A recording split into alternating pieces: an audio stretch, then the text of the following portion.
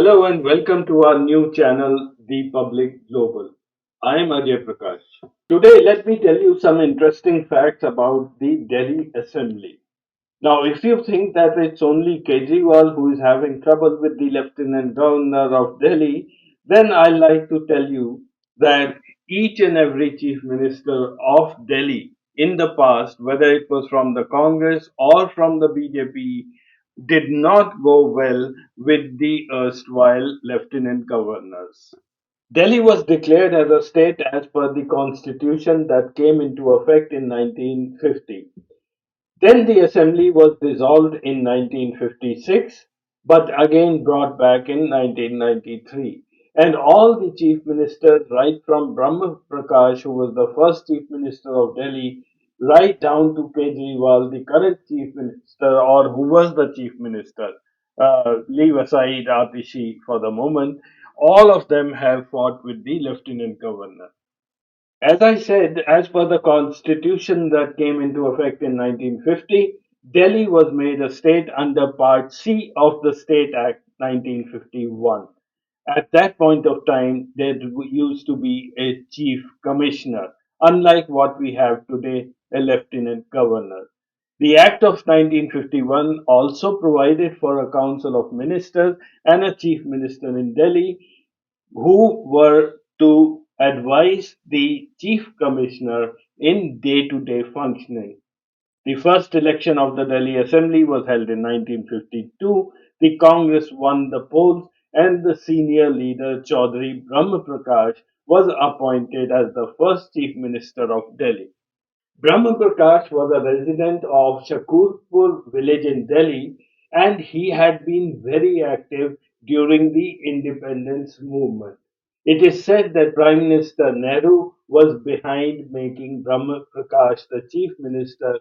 Big leaders of Congress also had confidence in Chaudhary Brahm Prakash's leadership. Brahma Prakash became the chief minister on the 7th of March 1952 and remained in this post for a little less than 3 years. He had to resign. I'll tell you the reason. And thereafter, Gurmukh Nihal Singh became the chief minister, and he was there for another 1 year and about 9 months.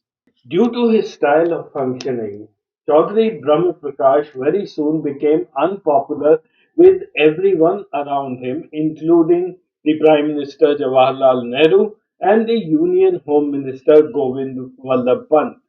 Soon he developed a tiff with the then Chief Commissioner Anand Pandit, who was a close associate to Nehru. Brahma Prakash and Pandit were constantly at loggerheads. And then the Jaggery scam surfaced in 1955. No one supported Brahma Prakash at that time, and he was forced to resign. He was followed by, as a chief minister by Gurmukh Nihal Singh. In 1956, on the basis of recommendations of the State Reorganization Commission, Delhi ceased to exist as a state. To make up for the loss of an elected body, the Delhi Metropolitan Council, which is today known as MCD, was formed under political pressure in 1966. The 69th Amendment to our Constitution in 1993 brought back the Delhi Legislative Assembly. Curiously, the centre did not repeal the Delhi Administration Act of 1966, which was enacted to form the Delhi Metropolitan Council. The office of the Lieutenant Governor, or the LG, replaced that of the Commissioner of Delhi as head of the administration. The Delhi Metropolitan Council came to be known as the Municipal Council of Delhi. So, Delhi is simultaneously ruled by two authorities. One is the center, which comes directly under the political leadership of the party which is ruling the country. And the second is the Chief Minister of Delhi, who is accountable to the Assembly. The late Sheila Dixit, the Chief Minister of Delhi, once very rightly said that multiplicity of authority is the main problem of Delhi. So 1993 was a very important year in the history of Delhi. Delhi, though became a state, it had an assembly, it had a chief minister, and yet it was ruled by the center through the lieutenant governor. The elections were held the same year, and BJP's Madan Lal Khurana became the new chief minister of Delhi. The Delhi area started to be called as the National Capital Territory. As with the tenure of Brahma Prakash, which was full of turmoil, when the elections were held in 1993 in Delhi, the same turmoil continued for the next 5 years. Though Madan Lal Khurana was made the chief minister, he had to resign after 2 years. Sahib Singh Verma then stepped in as a chief minister, but he too had to resign after 2 years and about 7 months.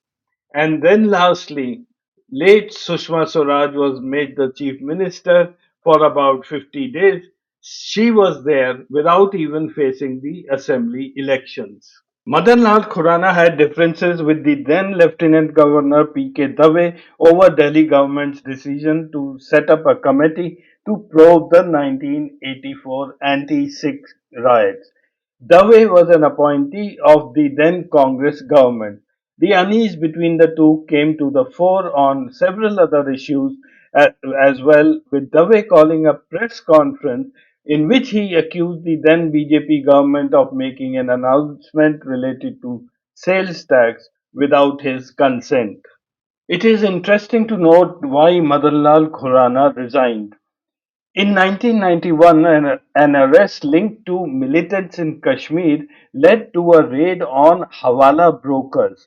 There were two Jain brothers, revealing evidence of large scale payments to national politicians. The names included L.K. Advani, V.C. Shukla, P. Shivshankar, Sharad Yadav, Balram Jakhar, and Madan Lal Khurana.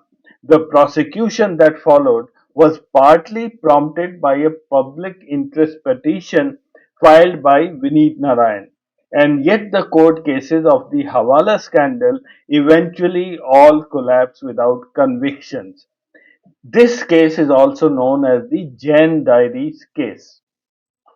When Khurana's name figured in the Jain diaries, the CBI asked permission of the Union government. At that time, PV Narasimha Rao was the Prime Minister to prosecute Khurana. Madan Lal Khurana immediately resigned from his post as the Chief Minister and later was acquitted. And then we have poor Sahib Singh Verma who took over as Chief Minister from Madan Lal Khurana. I call him poor because he had to resign as the Chief Minister practically for no fault of his own. Firstly, Khurana never let him work properly. He kept the pressure on, and the BJP never supported Sahib Singh Verma. Secondly, that year in 1998, India's inflation rate had more than doubled, rising from 3.7 to 8.5 in within a few months.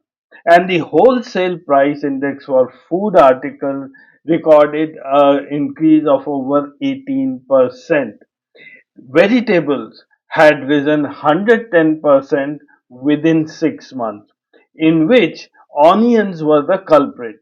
Onions increase was the maximum, and for some reason, Delhi had the maximum impact of this price rise. Sahib Singh Verma was made the scapegoat. He was blamed for this abnormal price rise in onions and he was made to resign. The second, third, and fourth election to the Delhi Assembly in 98, 2003, and then in 2008 was won by one single person. That is Sheila Dixit. She is the longest serving Chief Minister of Delhi, and probably she is the only one who was able to work with four different lieutenant governors. Starting from Vijay Kapoor, IAS officer from 98 to 2004, and then Banwari Lal Joshi, an IEPS officer from 2004 to 2007. Then came Tejinder Khanna, an IAS officer again 2007 to 2013. And in the last few months of her tenure, it was Najib Jung, another IAS officer from July 2013. Sheila Dixit had to work with the LGs who were nominated by various governments, both the NDA and the Congress.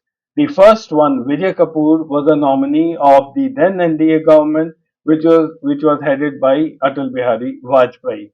Now she clashed with Vijay Kapoor several times, and one such issue was over the delay of clearing the government's proposal to hike land acquisition compensation to farmers.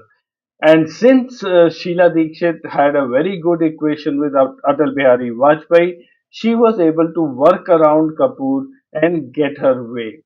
Later on, however, even with the Congress nominees of Joshi and Tejinder Khanna, Sheila Dixit had several issues, but she was soft spoken, and in most of the cases, she could work around them and get what she wanted. And last but not the least, we have Arvind Kejriwal. Now, I don't really have to speak too much about him because it's only in the recent past, and all his antiques are very well known to all of us. He fought the first time the election in Delhi in 2013 against Sheila Dixit, and Aam Aadmi Party and BJP were successful in ousting the Congress, but none of them got majority. Up with this outside support of Congress and a few independents and JDU was able to form the government, but that fell through very soon. Uh, Arvind Kejriwal, being what he is, was never comfortable to accept any outside support at all. He then asked the LG and the president to dissolve the assembly. For 1 year, there was president's rule in Delhi, and again in 2015, after the election, the Aam Aadmi Party just swept Delhi. They won 67 out of 70 seats. The same performance was again repeated in 2020 when Aam Aadmi Party got 63 seats out of 70. Together, Arvind Kejriwal has been the chief minister of Delhi for close to about um, about 10 years, and in between he also was in jail for a few months. Kejriwal has been at loggerheads with all of the lieutenant governors, be it Najib Jung or Anil Bajaj or the incumbent LG Vinay Kumar Saxena. The fight or the tussle between Kejriwal and the lieutenant governors of Delhi has always been on who will control Delhi, who has the administrative authority. The case has gone up to Supreme Court and it was made very clear how these two parties should operate, but Kejriwal could never manage the lieutenant governors. At times it looks like Kejriwal tries to bring out an issue when there is none. He makes a hue and cry first and then tries to solve the problem. I'm sure we haven't seen the last of Kejriwal yet. Let the next election come. I think he will come back to power and the tussle with the LGs will start all over again. Thank you very much for watching.